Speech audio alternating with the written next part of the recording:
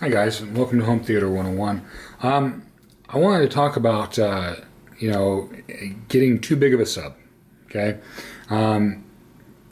people are thinking, oh, I don't want to get so much sub that it's just really boomy in my house and really overwhelming. And I think that I think there's a slight misconception there, and the reason I say that is because a good sub, you don't have to turn up very high to make it sound right, to do what you want it to do. But at the same time, you can always turn your sub down. And I think that's something that people miss. They think, okay, this giant 15-inch subwoofer here, it's just going to be boomy as can be. Well, this thing is actually not boomy at all, unless it's meant to be boomy. And I was watching... it was some sort of, it was Orange is the New Black. I was watching that and they played a club scene. And, I've never, I've had this subwoofer for a long time, right? And it's never sounded boomy. But they played this club scene and it sounded so boomy. It was just like, I can't even describe it, but it was so boomy. I just couldn't believe it. And what that was the sub just reproducing what was meant. What they, when they put that track on that show, they meant for it to come across as boomy, like a nightclub thing. And another point that I'll make is that a friend of mine said when I first got this subwoofer, "Oh man, this place is going to sound like a nightclub," and I remember being a slight bit insulted by that. And I don't know if you can understand why, but I don't want my living room to sound like a nightclub. I think nightclubs are noisy, loud, boomy, and you don't really hear that much of the music. You hear loud noise, but I don't know, maybe that's just my personal opinion. But I didn't want it to sound like a nightclub.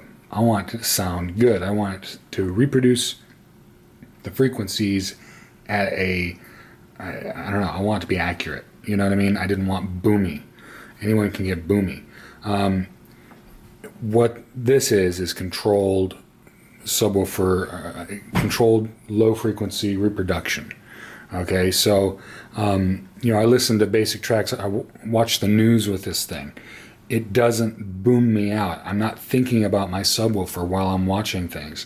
The times I think about my subwoofer are times like that Orange is the New Black, scene, where it was just boomy. I'm like, holy wow, or if I'm watching a movie or some sort of track where the sound just comes through like thunder. Okay, then I notice it. But other than that, it just sounds like a good system. It's not overly boomy. So if you're concerned about getting a subwoofer that's just too big, when it comes to one of these, or like I said, an SVS or something like that, something that's good quality. When it comes to getting something good quality like that, it's easier to turn it down than to grow the subwoofer. It's a bigger problem if you get a smaller subwoofer in a bigger room. The sub will be strained more trying to fill up the room. Whereas a subwoofer like this, you could put it in a 10 by 10 room, totally seal it up, just turn it way down, and man, it would sound great. You just don't crank it up. I mean, that's the only thing. Now, if you take a subwoofer that is not so good and you put that in the same room and you try and get it to sound, it can sound boomy just because it's not very well made. So I understand what people's fears of not wanting to get something that's too boomy. I don't want anything boomy at all. I want something that's just accurate, and so that's why I went with what I went with. But when it comes to sizing for your room, you want to be on the bigger end. You want to have more subwoofer than you need, than being in the situation of not having enough.